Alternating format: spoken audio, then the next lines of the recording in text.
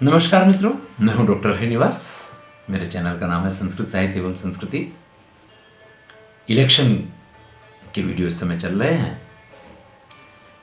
आपकी शीलिंग की प्रक्रिया पूरी हो जाए, इसके बाद जो पीठासीन अधिकारी हैं, जिनको प्रिसाइडिंग ऑफिसर बोला जाता है, जो प्रमुख अधिकारी हैं, उनको मतदान मथक के पीठासीन अधिकारी के द्वारा किए जाने वाला इकरार सौगंधनामा होता है। भाग 1 में प्रकरण 16 ये सारे फॉर्म जो है ना आपकी डायरी में मौजूद होते हैं। अगर कोई फॉर्म आपको नहीं मिला है तो बिल्कुल निश्चिंत रहिए, डायरी का वो पेज फाड़ लीजिए और उसको फॉर्म के रूप में इस्तेमाल कर लीजिए। इससे बिल्कुल निश्चिंत रहिए, ये पूरी तरीके से ये मान्य है। अगर जेरोक्स की व्यवस्था, आप उसकी जेरोक्स भी करवा सकते हैं, नहीं तो उसको फाड़ के आप इस्तेमाल कीजिए। जेरोक्स के चक्कर में आप क्यों पड़ेंगे? आप एक बार सूचना दे सकते हैं अपने जोनल ऑफिसर को कि वो उस चीज़ को प्रोवाइड करवाएं। लेकिन अगर नहीं हुआ है तो आपको इकरारनामा भरना है, उस पर सिग्नेचर करनी है। ये सारी प्रक्रियाएं चलती रहेंगी। इधर आपकी मशीन सील हो गई है, तब तक बिल्कुल ये समय हो गया होगा कि मतदाता मतदान के लिए खड़े होंगे। उनकी लाइन की व्यवस्था आपने करवा दी होगी कि पुरुष पुरुष वाली लाइन में आए, महिलाएं महिला वाली लाइन में आएँ, और कहाँ से अंदर आएंगे, कहाँ से बाहर जाएंगे। अब ऐसे में जब वो अंदर आएंगे तो आपके जो पोलिंग 1, पोलिंग 2 और पोलिंग 3 ये तीनों अधिकारी हैं, वो इस प्रकार से बैठे हों कि उनको अपनी कार्य व्यवस्था में, उसके संचालन में सरलता रहे, उन्हें परेशानी नहीं होनी चाहिए। अब कल से आप लोग इकट्ठे हुए थे, आपके बीच में अच्छी मित्रता हो गई होगी, आप सब एक दूसरे से अच्छी तरीके से परिचित हो गए होंगे, एक दूसरे के सुख दुख की कुछ कहानियां भी आपने सुन ली होंगी। ऐसे में सभी को एक टीम वर्क के तौर पे काम करना है। इसमें कोई जरूरी नहीं है कि कौन किस कुर्सी पे बैठे। जो जिस काम को अच्छी तरीके से कर पाए उसको वहां बैठना चाहिए। मान लीजिए कि आपकी टीम में कोई ऐसा मेंबर है जिसको जिस प्रदेश में आप हैं वहां की भाषा नहीं आती है। मान लीजिए किसी सरकारी सर्विस में है, उसकी ड्यूटी लग गई और उसको वहां की भाषा नहीं आती है, तो उसको आप प्रथम मतदान अधिकारी की जगह पे नहीं बिठा सकते, चाहे उसका अपॉइंटमेंट जो है या उसका जो ऑर्डर है उसके पास वो प्रथम मतदान अधिकारी के रूप में ही क्यों ना हो। ऐसे व्यक्ति को आप बैठा दीजिए किस पे? कंट्रोल यूनिट पे।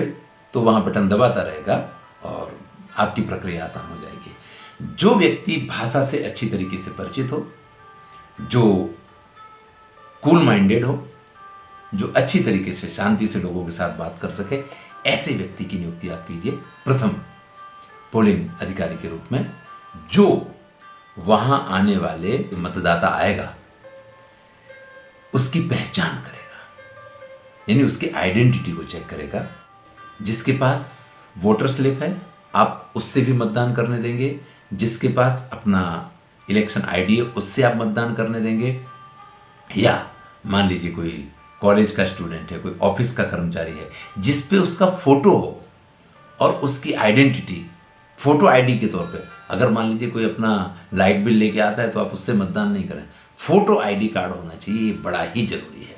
और इसमें बैंक की पासबुक भी हो सकती है, उसका डीएल ड्राइविंग लाइसेंस भी हो सकता है, कुछ भी हो सकता है। जो प्रथम मतदान अधिकारी है, फर्स्ट पोलिंग ऑफिसर है, उसको क्या क्या काम करना है मैं आपको गिनवा देता हूं। सबसे पहले पीओ 1 के पास इस प्रकार का रजिस्टर रहता है।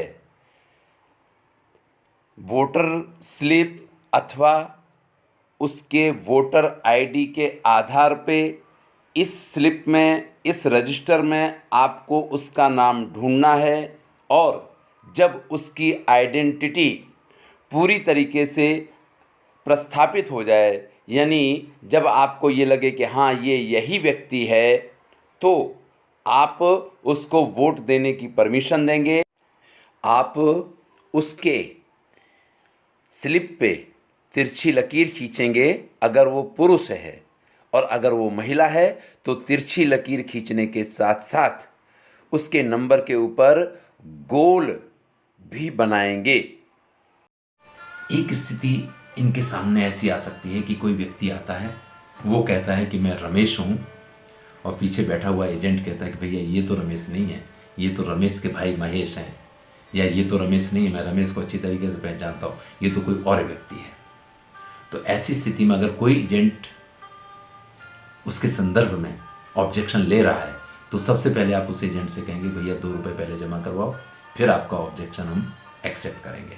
तो वो 2 रुपये जमा करवाता है, आप उसका एक्सेप्ट करते हैं चैलेंज। फिर आप इस व्यक्ति से कहते हैं कि भाई लाइए आपका आईडी दिखाइए। आपने आईडी देखा, आपको लगा कि सब कुछ ठीक ठाक है, ये व्यक्ति झूठ नहीं बोल रहा है बल्कि एजेंट को कुछ गलत फहमी है, तो आप उसको मत देने देंगे, लेकिन उसकी एंट्री जो है आपको अलग दूसरे पन्ने पे करनी रहती है, और इसको हम तकरारी मत कहते हैं।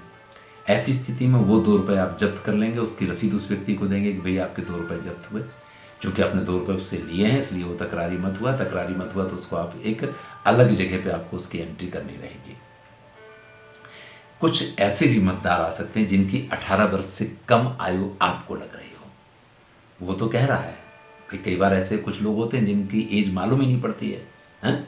तो अगर आपको लग रहा है कि 18 वर्ष से कम है, आप उससे कहते हैं भैया तुम 18 वर्ष से कम लग रहे हो हमें, लेकिन वो अपना बर्थडे का कुछ भी सर्टिफिकेट कुछ भी इस तरीके से आपको प्रूव करता है कि वो 18 साल का है, तो सीधी सी बात है कि आपको उसको मत देने देना पड़ेगा। आप उसको रोक नहीं सकते हैं। लेकिन वो कोई भी इस तरीके का आई कार्ड आपको नहीं दिखा पाता है और फिर भी वो कहता है कि मुझे तो मत देना है, आपको लगता है कि वो 18 साल से कम है, तो आप उससे सौगंधनामा लिखवाएंगे।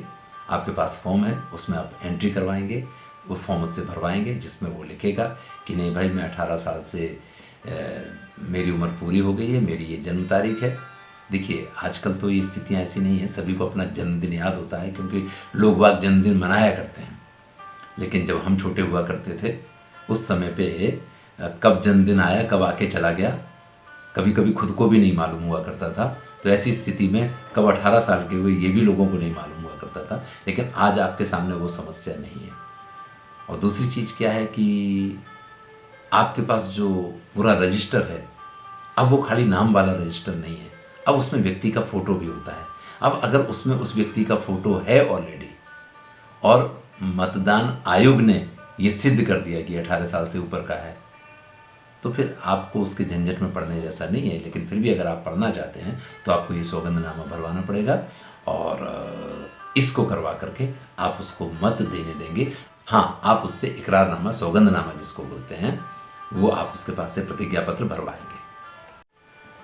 जो नाम उस व्यक्ति ने बताया उस नाम को आप जोर से बोलेंगे, इतना जोर से बोलेंगे और उसका नंबर भी बोलेंगे जिससे आपके बगल में बैठा हुआ जो दूसरा मतदान अधिकारी है वो अपने रजिस्टर में उसका नाम, नंबर और पन्ना वगैरह निकाल सकता है। ठीक है, आपने आइडेंटिटी प्रस्थापित कर दी है, वो अपना आईडी कार्ड लेकर के आगे बढ़ जाएगा। आपने उस अपनी डायरी में उसकी निशानी कर दी है। अगर पुरुष है तो आपको क्रॉस निशान कर देना है और स्त्री है तो क्रॉस निशान के साथ उसके नंबर के ऊपर आपको गोल गोल भी करना है। ये आपको आपकी डायरी में करना है। जब वो आगे जाएगा तो उसकी उंगली पे दूसरा अधिकारी स्याही का निशान करेगा। उंगली पर स्याही का निशान कुछ इस प्रकार करें कि उसकी चमड़ी से लेके नाखून तक वो स्याही लगनी चाहिए। लेफ्ट हैंड की उंगली पे आपने को निशान करना था, आपने उस पर निशान किया। मान लीजिए पहली उंगली नहीं है, तर्जनी बोलते हैं हम संस्कृत में, अगर वो नहीं है तो दूसरी पे कीजिए, तीसरी पे कीजिए, चौथी पे कीजिए, अंगूठे पे कीजिए। अगर पूरा हाथ नहीं है तो जहाँ पे जो हिस्सा होगा वहाँ पे कीजिए, यहाँ से नहीं है तो यहाँ पे कीजिए। अगर दूसरा हाथ है तो दूसरे हाथ में, लेकिन दोनों हाथ नहीं है तो शरीर के किसी ना किसी अंग पे जो सबसे पहले शुरू होता है वहाँ पे आपको निशानी करनी है। देखिए इस उंगली पे निशानी का एक ही कारण होता है क्योंकि हम हर बात में यही उंगली दिखाते हैं और यही उंगली बताते हैं, तो सबसे पहले उसी पे निशानी की जाती है। तो ऐसी स्थिति मान लीजिए किसी के दोनों हाथ यहाँ से नहीं है और उस पर निशानी करनी है तो सीधी सी बात है कि इसी आगे के हिस्से पे आप निशानी करेंगे। ये जरूरी है। अगर कोई व्यक्ति अपनी उंगली पे निशानी नहीं करने देता है तो आप उसको बाहर निकाल देंगे, वो वोट नहीं दे सकता है। या आपने स्याही लगाई वो तुरंत ही किसी कपड़े से किसी से साफ करने की, वैसे तो वो साफ नहीं हुआ करती है।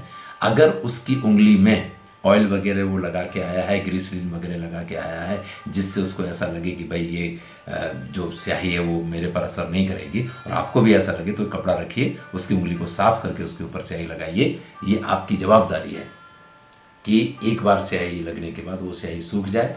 नहीं सूखे तुरंत पहुंच देगा तो भी वो स्याही जो है जैसे पानी पड़ेगा वैसे अपना कलर दिखाने लग जाती है। तो निशानी किए बगैर वो मत नहीं दे सकता है। वोटर स्लिप लाया है तो VS लिखना है, एपिक कार्ड लाया तो EP लिखना है, और कोई कार्ड है अगर उसके पास तो उस कार्ड के अंतिम 4 डिजिट, उस कार्ड का नाम, पान कार्ड हो तो पान कार्ड, ड्राइविंग लाइसेंस हो तो आप DL लिख सकते हैं, उसके अंतिम 4 डिजिट, उसका अपना ऑफिस का ID कार्ड हो तो ऑफिस ID लिख सकते हैं, और फिर उसके 4 डिजिट, इस तरीके से आपको लिखना जरूरी है। सेकेंड पोलिंग ऑफिसर का रजिस्टर कुछ इस प्रकार होगा। अगर वो इलेक्शन कार्ड लेके आया है तो आपको EP लिखना है, अगर वो वोटर स्लिप लेके आया है तो VS लिखना है। ऐसी स्थिति में आपको कोई नंबर नहीं लिखने हैं। लेकिन इसके अलावा अगर कोई कार्ड लेके आया, जैसा सबसे नीचे दिखाई दे रहा है, उस कार्ड का अंतिम 4 डिजिट आपको लिखने पड़ेंगे। अगर वो सिग्नेचर कर सकता है तो सिग्नेचर के खाने में उसके सिग्नेचर करवाएंगे, और नहीं तो उसका अंगूठा लगवाना ज़रूरी है। ये दूसरे मतदान अधिकारी की जवाबदारी है। अगर मान लीजिए कि कोई असक्त उम्मीदवार आ जाता है, ऐसी स्थिति में जो असक्त व्यक्ति के साथ में व्यक्ति आया है, कौन उसके साथ आया था ये मालूम पड़ना चाहिए, इसलिए उसका एपिक या उसके ID का नंबर वहाँ पे आपको लिखना जरूरी है। देखिए, असक्त उम्मीदवार जो है उसका एपिक कार्ड और नंबर जो है, इसके साथ साथ आपको इसका भी एपिक या जो भी I कार्ड है उसकी यहाँ पे एंट्री करनी पड़ेगी जो उसके साथ में आया है। इस चीज़ का आप ख्याल रखें। एक चीज़ और ध्यान देने की है कि अगर मान लीजिए कि सारी एंट्रियाँ हो गई, आपके रजिस्टर में एंट्री हो गया, आपने उसको स्लिप दे दी कि भाई आप जाइए वोट देने जाइए, वो स्लिप उसने वहाँ थर्ड पोलिंग ऑफिसर को दे दी जाके, और पोलिंग ऑफिसर ने अपने CU का कंट्रोल बटन भी दबा दिया। अब वो वहाँ पहुँचता है जाके कहाँ, मत कुटीर में, और मत कुटीर में जाने के बाद वो कहता है अरे यार नहीं, मुझे तो किसी को मत नहीं देना है, ये तो सब साले चोर हैं सब, या कुछ भी कह सकता है, मेरा कोई ऐसा आशय नहीं है, वो कुछ भी बोल सकता है और ये कहता है कि मैं ये मत नहीं दूंगा। तो ऐसी स्थिति में आपको उसके रजिस्टर में कि इसने मत डालने से मना किया है, आप उससे कह सकते भाई नोटा दबा सकते, लेकिन वो कहता है कि नहीं मुझे तो कोई बटन दबानी ही नहीं है, तो आप उसको फोर्स नहीं कर सकते भैया एक उंगली किसी पे बटन दबा दो। उसमें आप क्या करेंगे, आपके रजिस्टर में एंट्री करेंगे कि भाई इस व्यक्ति ने, रिमार्क्स का जो कॉलम होता है वहाँ पे आप एंट्री करेंगे कि इस व्यक्ति ने मत डालने से मना किया है। तो ये कुछ दूसरे मतदान अधिकारी की जवाबदारियाँ थी, उनकी चर्चा मैंने आपके साथ की। तीसरा मतदान अधिकारी जो है उसको इस चीज़ का ख्याल रखना होगा कि जब एक स्लिप लेकर के जो दूसरे मतदान अधिकारी ने बना के दी है वो आपके पास लेके आता है, उस स्लिप को आप संभाल के रखिए, और आप उस जब स्लिप आपको मिल जाए उसके बाद ही बैलेट बटन दबाइए और उससे कहिए कि आप जाकर के मत दीजिए। आपको ये ख्याल रखना है कि एक व्यक्ति अंदर हो तब तक दूसरा व्यक्ति नहीं जाए, वैसे तब तक, क्योंकि 7 सेकेंड स्लिप दिखाई देने के बाद आपके यहाँ बजर बटन दबेगा, बजर बजेगा, और वो बजर जब बंद हो जाएगा उसके बाद ही आप बटन दबा सकते हैं, बैलेट बटन। तो जब तक आप बैलेट बटन नहीं दबाएं तब तक अपने पास से किसी व्यक्ति को अंदर मत भेजिए। ऐसा नहीं कि वहाँ से आपने स्लिप लिया, आपने उसको बोल दिया भाव जाओ तुम वहाँ लाइन में लग जाओ जा करके, मैं यहाँ बैलेट दबा रहा हूँ, ऐसा मत कीजिए। आप यहाँ से बैलेट दबा दीजिए और उसके बाद उसको कहिए कि भैया अब तुम जा करके मत दो। कई बार क्या होता है कि अगर लंबी लाइन लग जाए तो थोड़ा हम जल्दबाजी करने लग जाते हैं, ऐसे में भूल पड़ने की संभावना होती है, तो ज़रा सावधान रहेंगे। वीप का आवाज़ आ जाए क्लियर, फिर आप अगला बैलेट देंगे। अगर वीप का आवाज़ नहीं आया है तो जो पहले मतदाता गया था उसको आप बोलेंगे कि भैया आपका मत कास्ट नहीं हुआ है, आप फिर से बटन दबाओ, और उसको बताएंगे कि ब्लू कलर की बटन दबाओ। वैसे तो ट्रेनिंग में बहुत सारी इस तरीके की कोशिशें की गई हैं, लेकिन कई बार ऐसा होता है कि कुछ लोग, वही लोग हर जगह बाकी रह जाते हैं, और आपके यहाँ भी आपको परेशान ऐसे ही लोग आके करेंगे। तो ऐसी स्थिति में प्रत्येक व्यक्ति का जो मत देने के लिए गया है उसका मत काउंट हो, ये बड़ा ही ज़रूरी है, क्योंकि जब तक वो ब्लू बटन नहीं दबाएगा तब तक उसका मत जो है वो कास्ट नहीं होगा, और अगर वो रजिस्टर नहीं होगा तो आपके यहाँ वीप का आवाज़ नहीं आएगा, और वीप का आवाज़ नहीं आएगा यानी आपका जो CU है वो हमेशा विजिलेंट दिखाता रहेगा, और दूसरा व्यक्ति जाएगा, दूसरा व्यक्ति उसके बाद मतदान करके निकल जाएगा। ऐसी स्थिति में आपकी काउंटिंग गड़बड़ हो जाएगी, आपकी गिनती जो है वो बराबर नहीं बैठेगी। तो तीसरे मतदान अधिकारी को खास करके CU का बटन कब दबाना है, बीप का आवाज़ आया नहीं आया, इस चीज़ का खास ख्याल रखना है। आप तीनों लोग अपने अपने काम में लग गए हैं, अपने प्रेम से तीनों लोग मिलकर टीम वर्क के तौर पे काम कीजिए। आपके जो पीठासीन अधिकारी हैं, आपके जो प्रिसाइडिंग ऑफिसर हैं, वो बाकायदा घूमते हुए सब चीज़ को देखते रहेंगे, सब चीज़ को आपको मैनेज करके देंगे। धन्यवाद। आपको अगर अच्छा लग रहा है तो सब्सक्राइब कीजिए, मित्रों तक इस वीडियो को जरूर पहुंचाइए, जिससे कि वो भी, उनकी भी ये सारी कामगिरी जो है आसान बने, उन्हें भी अपना काम करने में सरलता हो। धन्यवाद। मैं हूं डॉक्टर हरिनिवास और मेरे चैनल का नाम है संस्कृत साहित्य एवं संस्कृति, और ये प्लेलिस्ट है इलेक्शन।